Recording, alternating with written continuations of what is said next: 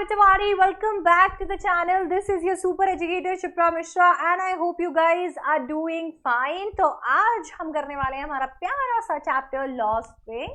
ये chapter number 2 है flamingo book का और आज हम करने वाले हैं इसका NCERT line by line explanation. तो चलिए फिर फटाफट से शुरू करते हैं. बट आपको तो पता ही है, इससे पहले कि हम चैप्टर को शुरू करें हमारे लिए इम्पोर्टेंट है ऑथर के बारे में जानना. तो सबसे पहले कमेंट सेक्शन के अंदर अनीस जंग ओपी कर दीजिए, क्योंकि अनीस जंग ने इस खूबसूरत से चैप्टर को लिखा है. ये जो चैप्टर है, इस चैप्टर के अंदर 2 स्टोरीज हैं.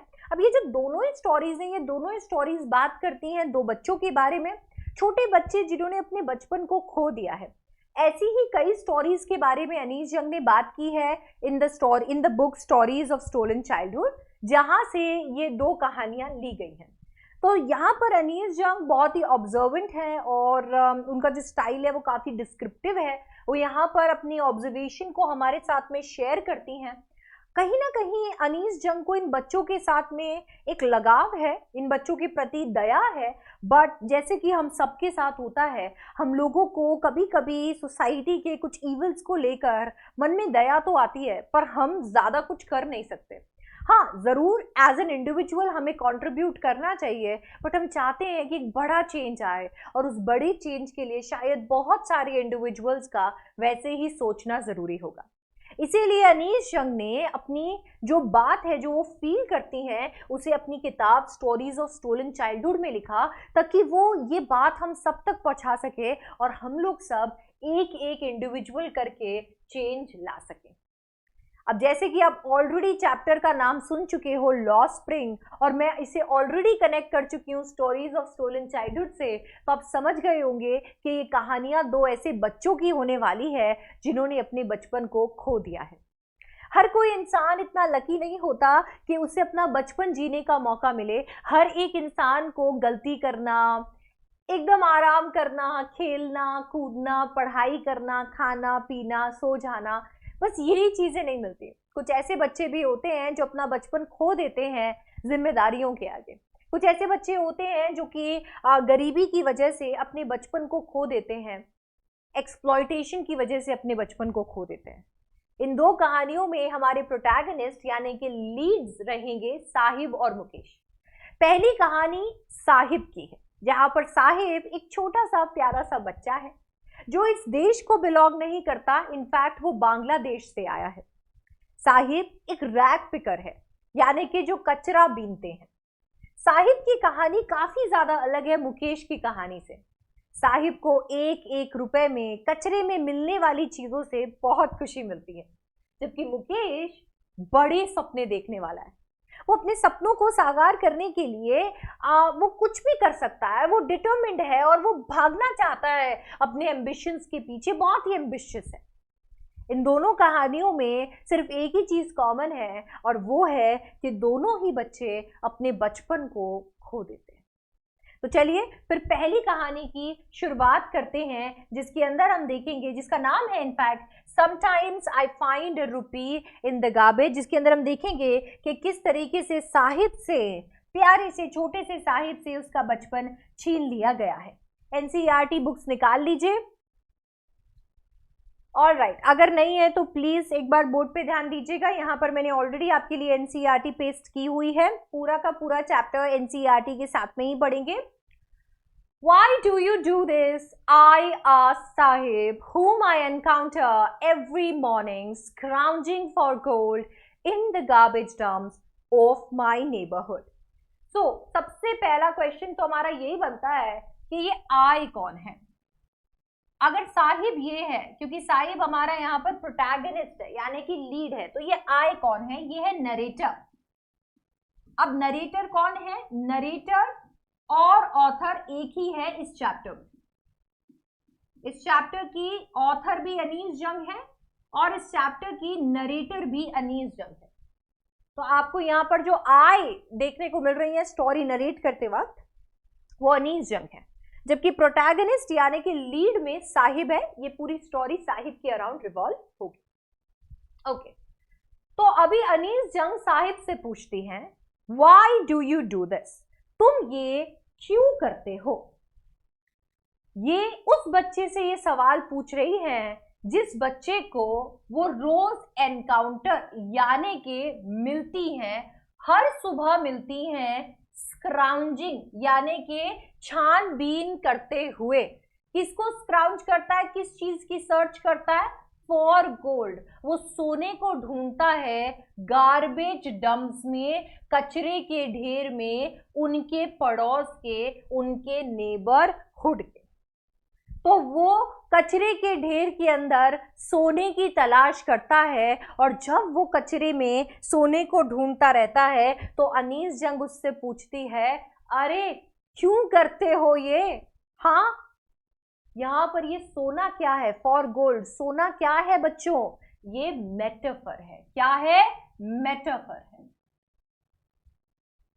एक इंसान जिसके लिए एक चीज जिससे उसका घर चलता हो, बच्चों का पेट भरता हो, ठीक है, 2 वक्त का गुजारा होता हो, वही सोना है। शायद इन लोगों के लिए ये जो कचरा है, जिस कचरे को बेचकर ये पैसे कमाते हैं, 2 वक्त का गुजारा करते हैं, यही सोना है। इसीलिए कचरे को, कचरे में मिलने वाले वैल्यूबल्स को, ऐसी चीजों को जिनको वो बेच सकते हैं, पैसे कमा सकते हैं, यहाँ पर सोना कहा गया है। ये मेटाफर है, एक लिटरेरी डिवाइस है। Sahib left his home long ago. Sahib अपना घर लंबे समय पहले छोड़ आया है। Set amidst the green fields of Dhaka, his home is not even a distant memory. हरे भरे फील्ड्स के अंदर, यानी कि हरे भरे खेतों के अंदर, इनफैक्ट बीचों बीच, तो ढाका के हरे भरे खेतों के बीचों बीच रहने वाला हमारा साहिब उस घर को अब भूल आया है, उन गलियों को अब छोड़ आया है। ढाका जो कि उसका घर है, वो तो अब उसकी एक डिस्टेंट मेमोरी भी नहीं है। वो तो दूर दूर तक अपने घर के बारे में नहीं सोचता है, उसने तो भारत को ही अपना देश बना दिया है। There were many storms that swept away their fields and homes, his mother tells him. उसकी मम्मी ने उसे कहानियां सुनाई हैं, बताया है कि बच्चा, हमारे वहां पर बहुत तूफान आए थे और उन तूफानों में हमारा घर ढह गया। शायद साहिब अपनी मम्मा से पूछता होगा कि मम्मा, हम कहाँ से आए हैं, हमारा कोई घर क्यों नहीं है, हम कहाँ पे आ गए हैं और हम यहाँ क्यों आए हैं? तो उसकी मम्मी उसे जवाब देती है कि बहुत ऐसे तूफान आए जिन्होंने उनके घर को बहा दिया, ढहा दिया, उनके फील्ड जो है वो ख़त्म हो गए। ये उनकी माँ बताती है। अब ये जो स्टॉर्म्स है, ये लिटरल स्टॉर्म्स हो सकते हैं, एक्चुअल तूफान हो सकते हैं जो उस टाइम पर आए थे, बट इसके साथ साथ में कुछ ऐसे तूफान भी हो सकते हैं जो पॉलिटिकली आते हैं। आप जानते हो 1971 की बात है, 1971 की बात है, जब हमारे देश के अंदर इस वक्त के अराउंड 80 लाख बांग्लादेशी आए थे। ऐसा इसके लिए था क्योंकि इंडो पाक वॉर हो रहा था। यहाँ पर बांग्लादेश अपना हक चाहता था, अपने आप को बांग्लादेश कहलवाना चाहता था, अपनी भाषा चाहता था, और पाकिस्तान वो दे नहीं रहा था। तो इंडिया ने यहाँ पर बांग्लादेश का साथ दिया और वो पाकिस्तान के अगेंस्ट लड़ा। फिर क्या, इंडिया की जीत हुई और बांग्लादेश का जन्म हुआ। पर इस वॉर के दौरान 80 लाख लोग बॉर्डर पार करके हमारे देश के अंदर आए थे। शायद साहिब की फैमिली उन्हीं की फैमिली में से एक है। तो ये तूफान एक्चुअल तूफान भी है और वो पॉलिटिकल तूफान भी है जो शायद उस वक्त बांग्लादेश में आए थे। That's why they left looking for gold in the big city where he now lives. इसी वजह से वो छोड़ कर आ गए हैं लुकिंग फॉर गोल्ड, पैसे को ढूंढने के लिए, खाने को ढूंढने के लिए, रिसोर्सेज को ढूंढने के लिए, जिससे भी जीवन चलता है उसे ढूंढने के लिए बड़े बड़े शहरों में अब वो आ गए हैं जहां आज साहिब रहता है। I have nothing else to do. जब साहिब से पूछा गया, भाई तू ये क्यों करता है, साहिब ने जवाब दिया, मेरे पास करने के लिए कुछ भी नहीं है। He mutters looking away. जब आप किसी चीज को लेकर आपको थोड़ी शर्म आ रही होती है, आपको जवाब देने में थोड़ा अजीब लग रहा होता है, तो आप घुसफुसाते हो। मटर का मतलब वही होता है, मन में बोलना, धीरे धीरे बोलना। लुकिंग अवे, आसपास इधर उधर देखकर बोल रहा था, शायद उसे शर्म आ रही थी। Go to school, I say glibly, realizing immediately how hollow the advice must sound. एकदम से यहां पर अनीस जंग ने बोला, गो टू स्कूल, अरे स्कूल जाओ। उन्होंने ग्लिबली ये बोल दिया, यानी कि बिना सोचे समझे ये बोल दिया, स्कूल जाना। ये क्या कर रहा है? जैसे कभी कभी हम लोग के मुंह से कोई बात निकल जाती है और फिर हम एकदम से रियलाइज करते हैं कि अरे यार, ये क्या बोल दिया मैंने, हाँ ये तो गलत बोल दिया। एग्जैक्टली ऐसा ही था, बिना सोचे समझे उन्होंने ये कह तो दिया था go to school, but immediately उन्होंने रियलाइज कर लिया था कि उनकी एडवाइस कितनी हॉलो थी, कितनी खोखली थी, कितनी मीनिंगलेस थी। क्या साहिब जो कचरा बीनता है वो स्कूल जाना अफोर्ड कर सकता था? हाँ, कमेंट सेक्शन में बताओ, क्या साहिब स्कूल जाना अफोर्ड कर सकता था?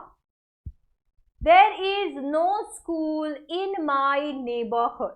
साहिब ने इसका जवाब दिया, मेरे नेबरहुड में, मेरे पड़ोस में कोई स्कूल नहीं है। When they build one, I will go. जब वो एक स्कूल बना देंगे तो मैं जरूर जाऊंगा। मुझे जरूर बताइएगा कमेंट सेक्शन में कि ये जो सेंटेंस है ये क्या शो करता है। साहिब के बारे में ये बात जो दो सेंटेंसेस में उसने कही है, ये क्या शो करती है? There is no school in my neighbourhood, when they build one I will go. बोला जब वो बनाएंगे तो मैं स्कूल जरूर जाऊंगा। ठीक है। If I start a school will you come, I ask half joking. मजाक करते हुए, हंसी ठिठोली करते हुए अनीस जंग ने बोला, अच्छा मैं स्कूल बनाऊंगी तो तू आएगा? हाफ जोकिंग, यानी कि वो सीरियस नहीं थी, वो सिर्फ और सिर्फ मजाक करने के मूड में थी। और उन्होंने वहां पर उस बच्चे से वो बात कह दी जो न जाने कितने सारे बच्चे कहते हैं। कभी कभी हमारी मजाक में कही हुई बात किसी को चुभ सकती है, या फिर किसी के लिए एक प्रॉमिस बन सकती है, एक होप बन सकती है। Yes, he says smiling broadly. एकदम ब्रॉडली स्माइल करते हुए उसने बोला, हाँ। दैट मीन्स उसका ये कहना, अनीस जंग का ये कहना साहिब के लिए एक बहुत बड़ी बात थी, क्योंकि साहिब डिटरमिन्ड था स्कूल जाने के लिए। He literally was waiting for someone to start a school, to open a school in his neighbourhood so that he could go. A few days later, I see him running up to me. Is your school ready? अब कुछ ही दिन गुजरे थे और इतने में साहिब भागता भागता आता है और बोलता है, आपका स्कूल तैयार है क्या? हाँ, जिस स्कूल की आप बात कर रहे थे, क्या वो स्कूल तैयार है? यानी कि साहिब ने अनीस जंग के इस बात को, जो अनीस जंग ने मजाक में कही थी, सीरियसली ले लिया था। साहिब को सच में लग रहा था कि अनीस जंग एक स्कूल बनाने वाली है और अब वो स्कूल का हिस्सा बन सकता है। It takes longer to build a school, I say, embarrassed at having made a promise that was not meant. अब जब उन्होंने आकर ये पूछा तो एक शर्मिंदगी महसूस हुई अनीस जंग को इसके लिए, क्योंकि शायद उन्होंने कुछ ऐसा प्रॉमिस कर दिया था जो शायद वो फुलफिल भी नहीं कर पाएंगे। तो उन्होंने बोला कि स्कूल बनाने के लिए काफ़ी समय लगता है। उन्हें ये बोलते हुए शर्मिंदगी हुई क्योंकि उन्होंने एक ऐसा प्रॉमिस कर दिया था, एक ऐसा वादा कर दिया था जो शायद वो निभाएंगी भी नहीं। But promises like mine abound in every corner of his bleak world. But ऐसे promises आपको नहीं लगता कि उसके bleak world, यानी कि उसके dull world, उसके सूने world में, उसके dim world के अंदर भर भर के आते होंगे? न जाने कितने लोग आते होंगे, कितने सपने दिखाते होंगे, कितनी प्रॉमिसेस करते होंगे। After months of knowing him, I asked him his name, साहिब-ए-आलम, he announces. इतने महीनों के जानने के बाद में मैंने उससे उसका नाम पूछा। उसने बताया मेरा नाम साहिब-ए-आलम है। He does not know what it means. और उसे बिल्कुल नहीं पता है कि उसके नाम का क्या मतलब है। If he knew its meaning, Lord of the universe, he would have had a hard time believing it. अगर उसे पता होता कि इसका क्या मतलब है, जिसका मतलब है lord of the universe, Sahib Alam का मतलब होता है लॉर्ड ऑफ द यूनिवर्स, इस यूनिवर्स का मालिक। अगर उसे ये मीनिंग पता होता तो इस मीनिंग पर यकीन कर पाना उसके लिए डिफिकल्ट होता। क्यों? क्योंकि यहां पर आयरनी है।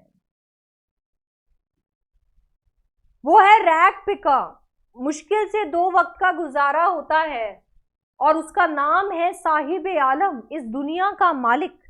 कितना ज्यादा आयरॉनिक है, कितना ज्यादा कॉन्ट्राडिक्टरी है ये। Unaware of what his name represents, he roams the streets with his friends, an army of barefoot boys who appear like the morning birds and disappear at noon. उसे तो ये भी नहीं पता है कि उसके नाम का क्या मतलब है, वो क्या रिप्रेजेंट करता है। अनअवेयर मतलब जब आपको किसी चीज के बारे में पता नहीं होता है। ही रोम्स, वो घूमता रहता है गलियों के अंदर अपने दोस्तों के साथ में। उसके दोस्त हैं एक आर्मी ऑफ बेयरफुट बॉयज। ये सारे के सारे बच्चे नंगे पांव एक टोली बनाकर घूमते रहते हैं जो मॉर्निंग बर्ड्स के जैसे अपीयर होते हैं, who appear like morning birds. Comment down करके बताओ यहाँ पर कौन सा लिटरेरी डिवाइस है। एंड डिसअपियर एट नून, सुबह सुबह आ जाते हैं चिड़ियाओं के जैसे चहकने, और जैसे ही दोपहर में धूप पड़ने लगती है, पाँव जलने लगते हैं, गायब हो जाते हैं।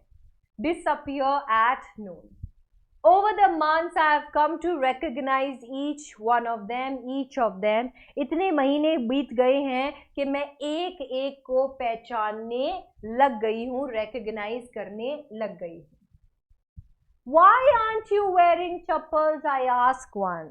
ये जो पूरी आर्मी है उनमें से एक से पूछा, क्यों तूने चप्पल क्यों नहीं पहन रखा? My mother did not bring them down from the shelf, he answered simply. उसने अपनी सादगी से बोला, मेरी मम्मी अलमारी से निकाल कर नहीं देती। Even if she did, he will throw them off, adds another who is wearing shoes that do not match. दूसरा बच्चा जिसने ऐसे जूते पहने हुए थे जो मैच भी नहीं करते हैं, उन जूतों को, मतलब वो जूते पहन कर वो यहाँ पर देखता है और वहां पर ऐड करता है, कहता है झूठ बोल रहा है, इसकी मम्मी अगर इसको अलमारी से जूते निकाल कर भी दे देगी तो भी नहीं पहनेगा ये। When I comment on it, he shuffles his feet and says nothing. He feels embarrassed. उसको बुरा लग रहा है कि उसने ऐसे जूते पहन रखे हैं जो मैच ही नहीं हो रहे हैं। और जब भी अनीस जंग ने उसके ऊपर कमेंट किया है तो बेचारा इतना एम्बैरेस हो गया है कि पाँव को शफल कर रहा है। I want shoes, says a third boy who has never owned a pair all his life. और तीसरा बच्चा उस टोली के अंदर कहता है कि मुझे जूते चाहिए, उसने जीवन में कभी भी जूते नहीं पहने। मतलब आप सोचो इन बच्चों के लिए इतनी बेसिक सी चीज जैसे कि जूते कितनी बड़ी चीज है। ऐसा लग रहा है जैसे कि कोई एक सपना है इनका जो इन्हें पूरा करना है। एक बच्चे के पास में जूते हैं, उसने ऐसे संभाल के रखे हुए हैं जैसे कि पता नहीं उसे कुछ खजाना मिल गया है कि बस पहनूंगा तो गंदे हो जाएंगे। दूसरे बच्चे को जो मिल गया है उसने पहन लिया है, और तीसरा बच्चा तो सोचता है कि जीवन में एक जोड़ी जूता नहीं मिला है उसे आज तक, वो लाइफ में शायद यही भगवान से मांगता होगा। Traveling across the country, I've seen children walking barefoot. मैंने कंट्री में, अक्रॉस द कंट्री में मतलब कंट्री में घूमते वक्त देखा है कि बच्चे नंगे पांव घूमते रहते हैं सिटीज में, गांव में, रोड्स पर। It is not lack of money, but a tradition to stay barefoot is one explanation. पूछने पर बताते हैं कि पैसे की कमी नहीं है, ये हमारा ट्रेडिशन है। एक एक्सप्लेनेशन यही है कि पैसे की कमी नहीं है, ये हमारा ट्रेडिशन है। तो अभी क्या सच में ऐसा है कि रे पैसे की कोई कमी नहीं है, ये सिर्फ और सिर्फ कोई एक ट्रेडिशन है जिसे वो फॉलो कर रहे हैं? I wonder if this is only an excuse to explain away a perpetual state of poverty. कभी कभी सोचती हूँ कि क्या सिर्फ ये एक एक्सक्यूज यानी कि बहाना तो नहीं है, परपेचुअल यानी कि ऑन गोइंग, जो चलता जाए on going state of poverty, क्या गरीबी की चलती जाना यानी कि अनलिमिटेड गरीबी जो है, जो गरीबी कभी खत्म नहीं होने वाली है, क्या उसे एक्सप्लेन करने का ये कोई बहाना तो नहीं है? कहीं ये लोग अपनी गरीबी से शर्मिंदा होकर ये सिर्फ बहाने तो नहीं बना रहे हैं?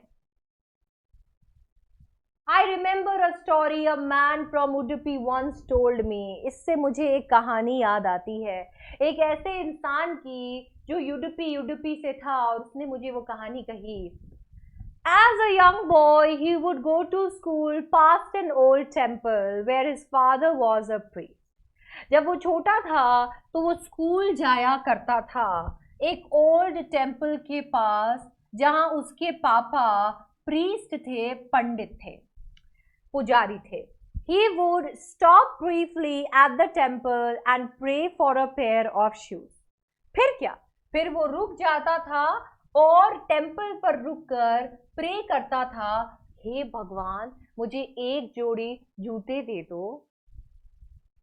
30 years later, I visited his town and the temple, which was now drowned in an air of desolation. 30 साल बीत गए, अब मैं गई हूँ उडुपी, और उडुपी जाकर जब मैंने वहां पर टेम्पल देखा, जिस टेम्पल के बारे में वो बात कर रहा था, जो टेम्पल अब सिर्फ और सिर्फ ढह गया है डेजोलेशन में, दैट मीन्स वो जड़ हो गया है, बंजर हो गया है एकदम, ठीक है, एकदम खंडर हो जाना,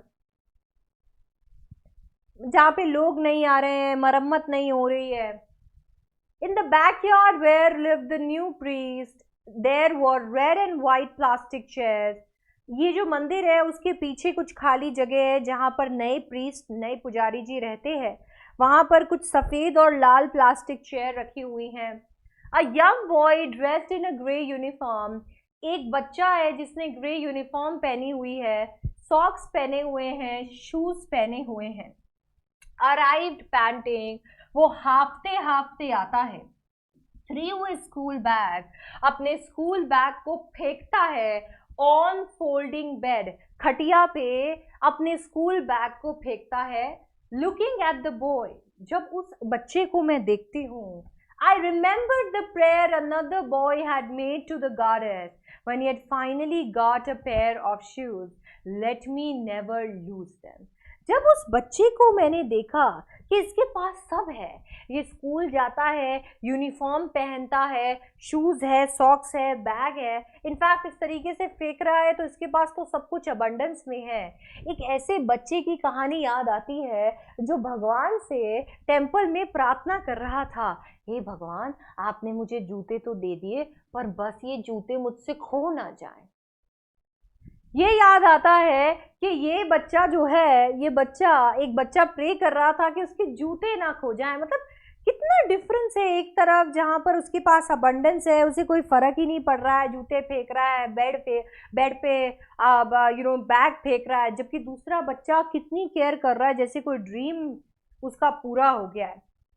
The goddess had granted his prayer. Young boys, like the son of the priest, now wore shoes, but many other, like the ragpickers in my neighborhood, remain shoeless. शायद भगवान ने उसकी प्रार्थना सफल कर दी है। अभी उसके जैसे बच्चे अभी जूते पहनने लग चुके हैं, पर शायद कुछ ऐसे बच्चे जैसे कि वो रैग पिकर्स जो मेरे नेबरहुड में रहते हैं अभी भी नंगे पांव घूमते हैं। ये ट्रेडिशन तो नहीं है। 30 साल हो गए हैं, जैसे जैसे डेवलपमेंट हो रहा है वैसे वैसे चीज़ें चेंज हो रही है। ये ट्रेडिशन तो नहीं है, ये ज़रूर गरीबी है। लैक ऑफ डेवलपमेंट है इन रैग पिकर्स के एरिया में।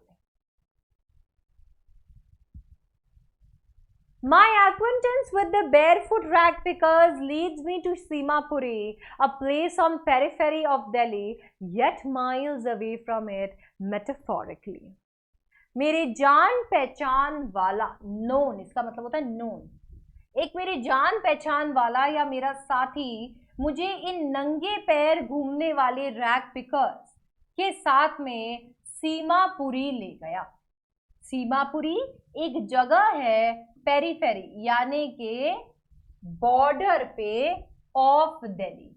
दिल्ली के बॉर्डर पे आपको सीमापुरी देखने को मिलेगा, yet miles away from it. Delhi के बॉर्डर पे है ये सीमापुरी, फिर भी दिल्ली से कोसों दूर है, मेटाफोरिकली यानी कि सिंबॉलिकली। दिल्ली के अंदर होकर दिल्ली से कोसों दूर है, यानी कि दिल्ली के डेवलपमेंट से कोसों दूर है। दिल्ली में चलने वाली डेवलपमेंट की वेव ने शायद अभी सीमापुरी को नहीं छुआ है। Those who live here are squatters who came from Bangladesh back in 1971. जो लोग यहाँ रहते हैं वो बेचारे कच्ची बस्ती में रहने वाले लोग हैं।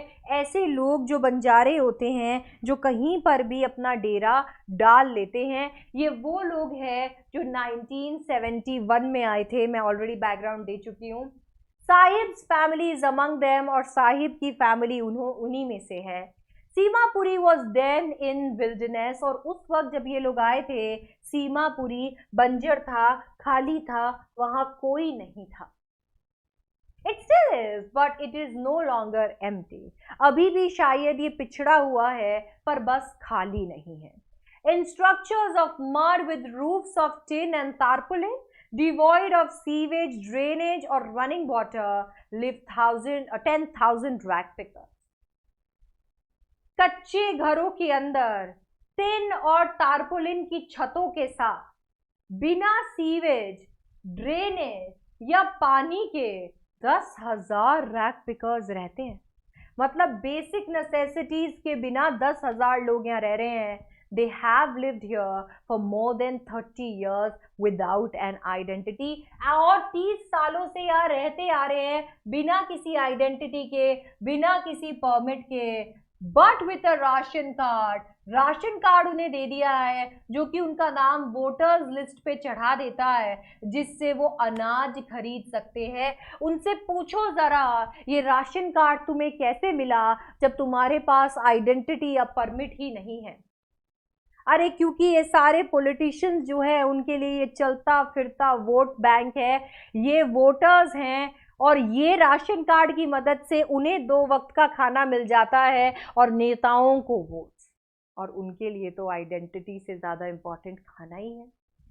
Food is more important for survival than identity. Identity का क्या चार डालेंगे, सर्वाइवल के लिए खाना ज़रूरी है।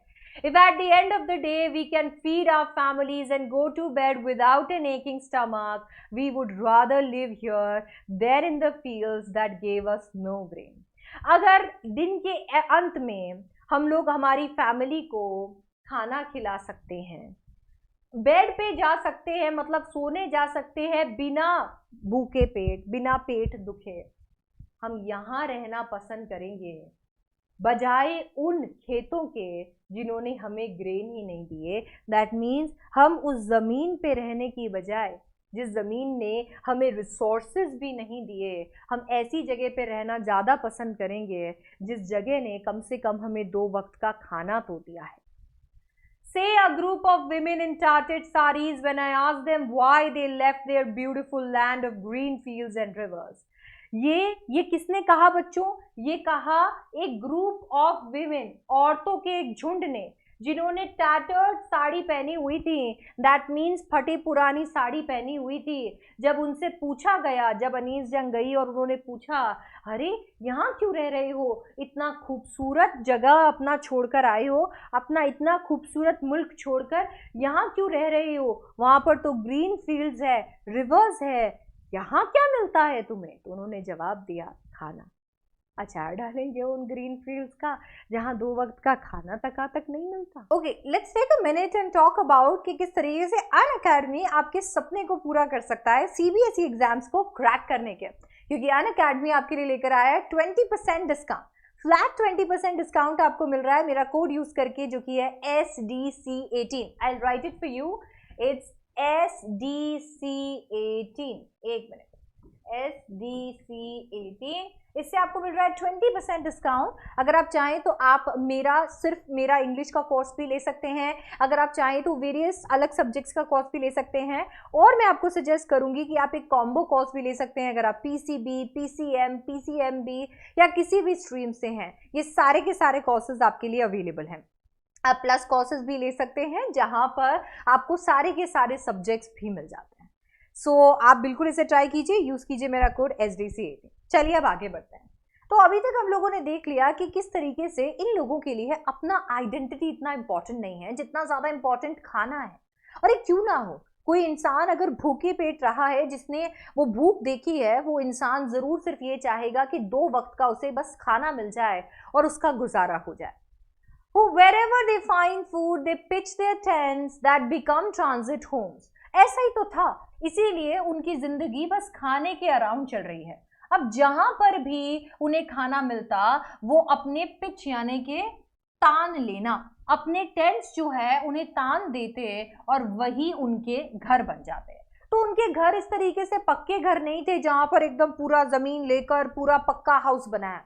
उनके घर ट्रांजिट होम्स थे। ट्रांजिट का मतलब यहाँ पर हो गया टेम्पररी, चलते वाले, चलते फिरते घर उनके थे, जहां पर उन्हें ऐसा लगता था कि यहाँ खाना मिलेगा, यहाँ काम मिलेगा, अपना बोरिया बिस्तर लेकर बस वहां पहुंच जाते थे। Children grow up in them becoming partners in survival. बच्चे जो हैं, ये बच्चे उन्हीं घरों के अंदर पैदा होते, बड़े होते और देखते ही देखते पार्टनर्स बन जाते सर्वाइवल में। यार, एक बच्चा जो है वो अपना घर नहीं चूज करता, एक बच्चा अपना फैमिली चूज नहीं करता है। उसे नहीं पता होता है कि वो एक अमीर फैमिली में पैदा होने वाला है या एक गरीब फैमिली में पैदा होने वाला है। वो एक बच्चा होता है जिसे उसका बचपन जीने का हक होता है, पर इन बच्चों से वो तभी छीन लिया जाता है जब वो इन टेंट्स के अंदर पैदा होते हैं और बड़े होते हैं, क्योंकि देखते ही देखते वो अपने माँ बाप के पार्टनर्स बन जाते हैं सर्वाइवल में। ऐसा ही तो शायद सबके साथ होता है, राइट? एक फैमिली का मतलब ही ये होता है कि हम सुख दुख में एक दूसरे के साथ होते हैं। शायद वही ये यहाँ पर कर रहे होते हैं, अपने पेरेंट्स के साथ में मिलकर उनके स्ट्रगल्स के अंदर उनका हाथ थाम कर ये लोग भी चल पड़ते हैं। And survival in Seemapuri means rag picking. Seemapuri में सर्वाइवल का एक ही मतलब है और वो है रैक पिकिंग। अगर सीमापुरी में तुम्हें सर्वाइव करना है तो कचरा बीनना पड़ेगा।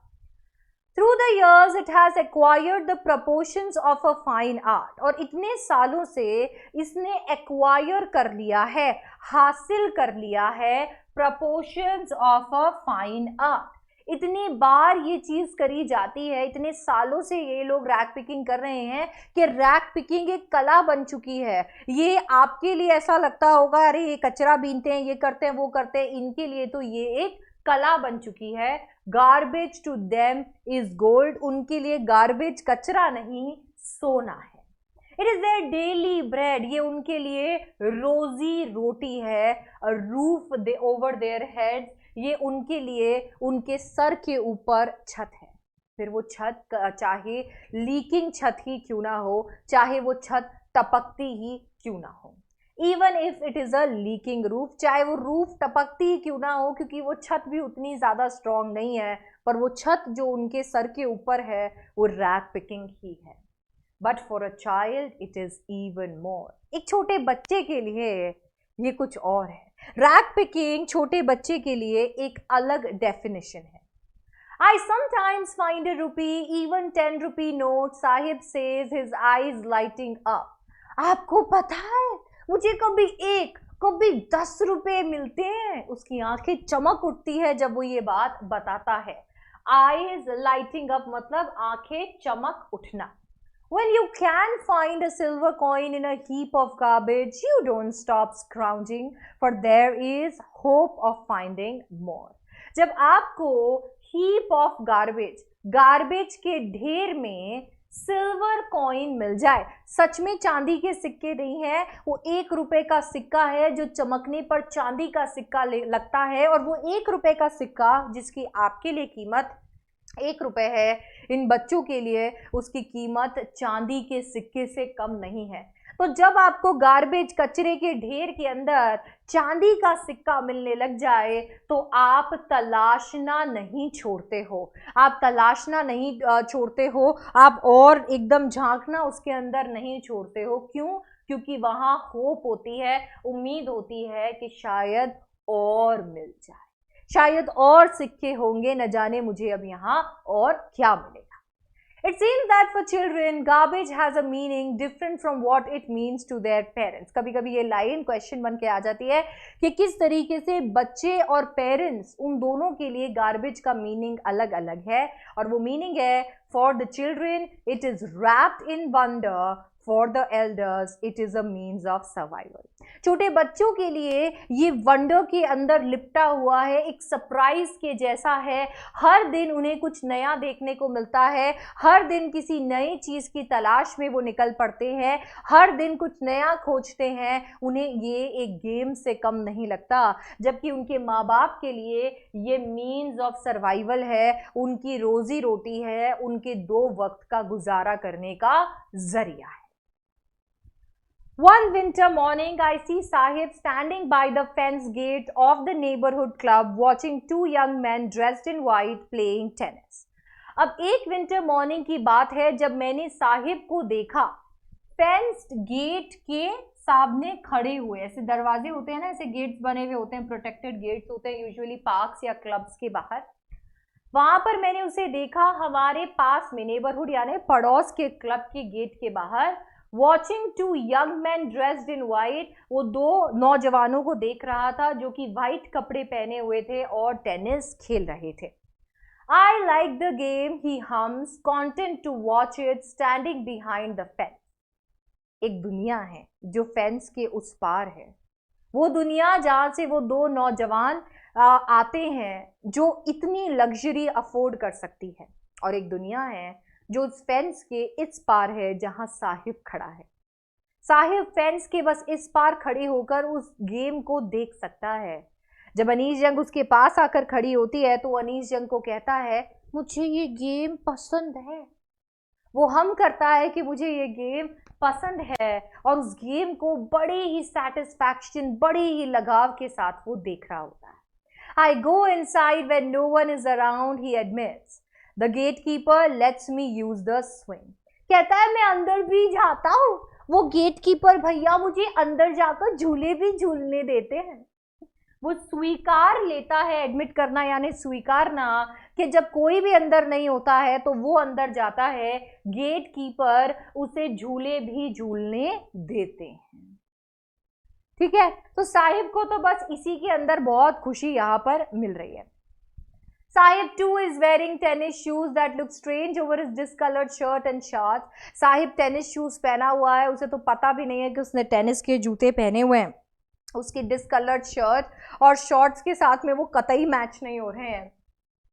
Someone gave them to me, he says in manner of an explanation. Anees जंग उन जूतों को घूरती है तो साहिब वहां पर अनीस जंग को एक एक्सप्लेनेशन देता है, ये मुझे किसी ने दिए थे। वो ये बताने की कोशिश कर रहा है कि किसी ने उसे ये जूते दिए हैं, वो इन्हें चुरा कर नहीं लेके आया है। The fact that they are discarded shoes of some rich boy who perhaps refused to wear them because of a hole in one of them does not bother him.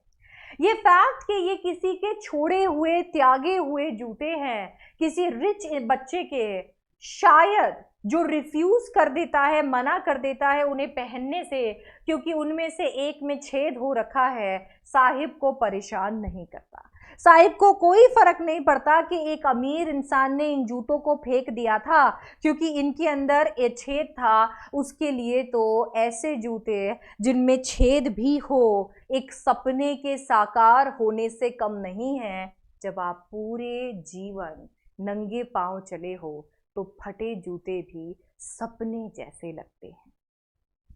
For one who has walked barefoot, even shoes with a hole is a dream come true. But the game he is watching so intently, पर इतने लगाव, इतनी लगन से जो वो ये game देख रहे हैं, is out of his reach, वो उनकी रीच से काफी बाहर है। This morning Saheb is on his way to the milk booth. अभी इस सुबह की ये बात है कि साहिब जा रहा था मिल्क बूथ की तरफ, दूध लेने के लिए जा रहा था। वहां पर एक बूथ बना हुआ है जहां पर दूध वाले भैया दूध देते हैं। In his hand is a steel canister, उसके हाथ में स्टील की केतली है। अलग अलग भाषा में इसे अलग अलग बोला जाता है। हमारे यहाँ मारवाड़ी में इसे डोली बोला जाता है। ये सिलेंड्रिकल शेप की होती है, ऊपर से भी इस पे ऐसे ऐसे कुछ बना हुआ होता है, एंड देन आप इसे ऐसे ऐसे होल्ड कर सकते हो। तो वो एक स्टील कैनिस्टर लेकर जा रहा था। I now work in a tea stall down the road. अब मैं वहां चाय की टपरी पर काम करता हूँ। उसने पॉइंट किया और बताया कि वो एक चाय की थड़ी या टपरी पर काम करता है। I am paid 800 rupees and all my meals. मुझे 800 रुपये मिलते हैं और 2 वक्त का खाना भी। साहिब बताता है कि उसे 800 रुपये दिए जाते हैं और 2 वक्त का खाना भी। एक ऐसा बच्चा जो 1 रुपये देखकर खुश हो जाता था, 10 रुपये देखकर खुश हो जाता था, उस बच्चे के लिए तो 800 रुपये, ओहो, सपने से कम नहीं होता होगा। 2 वक्त का खाना भी मिल रहा है, एकदम खुशी हो जाता होगा वो बच्चा तो, है ना? Does he like the job? I asked. पर जैसे उसने ये जवाब दिया, अनीस जंग ने उससे पूछा, क्या तुम्हें ये जॉब पसंद है? तो खुश तो है ना साहिब? जब उन्होंने ये सवाल उससे पूछा तो शायद उन्हें उसकी चुप्पी में, उसकी शक्ल में अपना आंसर मिल गया था। His face I see has lost the carefree look. उसकी शक्ल, उसका जो फेस है, उसने carefree look खो दिया है। अब वो जो उसका फेस एकदम केयरफ्री हुआ करता था, एकदम फ्री हुआ करता था, एकदम वो चंचल हुआ करता था, वो जो फेस है, वो फेस का लुक अब जा चुका है। The steel canister seems heavier than the plastic bag he would carry so lightly over his shoulder. वो जो थैला लेकर वो चल पड़ता था और कुछ बस कचरे में से कुछ कुछ बीन कर लेकर आता था, वो थैला शायद बहुत हल्का था उस स्टील कैनिस्टर के मुकाबले जिसे आज उसने पकड़ रखा है। अरे क्यों ना होगा, द बैग वॉज हिज, वो थैला उसका था। वो मन मौजी था, अपना खुद का मालिक खुद था, जब चाहे उसे उठाकर चल देता था। जबकि ये जो कैनिस्टर है, ये कैनिस्टर उस इंसान का है जो उस टी शॉप को ओन करता है, जो उस टी शॉप को ओन करता है, ये कैनिस्टर उसका है। दैट मीन्स साहिब अब अपना मालिक खुद नहीं है। साहिब को किसी और के लिए काम करना पड़ रहा है। साहिब जिम्मेदारियां समझ गया है, साहिब दबाव समझता है, साहिब को पता है कि ये काम उसके लिए कितना इंपॉर्टेंट है। बचपन जब आपको गलतियां करना चाहिए, उनसे सीखना चाहिए, गिरना चाहिए और उठना चाहिए, बचपन जिसके अंदर आपकी फिजिकल, मेंटल, इमोशनल हेल्थ का पूरा एक कह सकते हैं चेंज हो जाता है, आप इमोशनली, मेंटली, फिजिकली ग्रो होते हो। उस बचपन के अंदर अगर आपको जिम्मेदारियां थमा दी जाती है तो आपसे आपका बचपन छीन लिया जाता है, जैसे साहिब के साथ हुआ। Saheb is no longer his own master. अब वो मन मौजी नहीं है, अब उसे वो करना पड़ेगा जो कि वो उसका मास्टर कह रहा है, अपना घर चलाने के। हर बच्चे को उसका बचपन जीने का हक नहीं होता है। तो इसके साथ में हमने कंप्लीट कर लिया है line by line, word by word NCERT से हमारा चैप्टर लॉ स्प्रिंग का part sometimes I find a रूपी इन द गार्बेज, जिसके प्रोटैगनिस्ट हैं साहिब और इसे लिखा है अनीस जंग ने और नरेट भी किया है अनीस जंग ने। आई होप आपको मेरा नरेशन और इंटरप्रिटेशन पसंद आया होगा। अगर हाँ तो बिल्कुल वीडियो को लाइक कर दीजिएगा और अपने फ्रेंड्स के साथ ज़रूर शेयर कीजिएगा। चैनल के साथ जुड़े रहिएगा और अगर आप मुझे अनअकैडमी प्लस पे ज्वाइन करना चाहते हैं तो जल्दी से मेरा कोड लगा सकते हैं SDC18 और आ सकते हैं SDC18 और आ सकते हैं अनअकैडमी प्लस पे, जहां पर आपको मिलते हैं ढेर सारे फीचर्स, जैसे कि डाउट्स आप पूछ सकते हैं, नोट्स डाउनलोड कर सकते हैं, बात कर सकते हैं एडुकेटर्स के साथ में, रेगुलर क्लासेस का हिस्सा बन सकते हैं जो कि एब्सोल्युटली लाइव है, और भी बहुत कुछ। तो मैं आपसे मिलने वाली हूँ नेक्स्ट वीडियो में. Till then bye bye, take care and I will see you in the next.